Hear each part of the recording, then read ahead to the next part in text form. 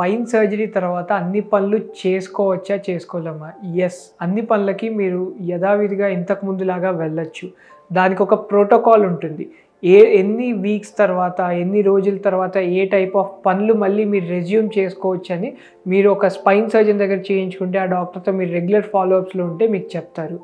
మన spine surgeries గ్రాస్‌గా 2 విధాలుగా divide చేస్తాం. Number 1 only decompression and discectomy procedures. వాటిలో మనం ఏమి స్క్రూలు వెయ్యం కాబట్టి మీరు వంగి చేసే పనులు కానీ, బరువు ఎత్తే పనులు కానీ, కింద కూర్చునే పనులు కానీ ఇన్ ద లాంగ్ రన్ అన్నీ కూడా మీరు చేసుకోవచ్చు.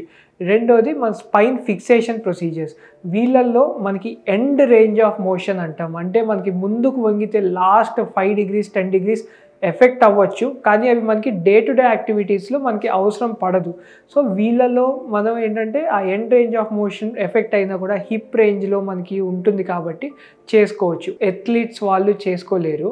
సో లాంగ్ టర్మ్‌గా ఆలోచిస్తే మీరు ఫిక్సేషన్ ప్రొసీజర్స్ కానీ, డిస్కెక్టమీ ప్రొసీజర్స్ కానీ ఏ రకమైన సర్జరీస్ చేయించుకున్నా డే టు డే యాక్టివిటీస్ అన్నీ మీరు రెజ్యూమ్ చేసేసుకోవచ్చు.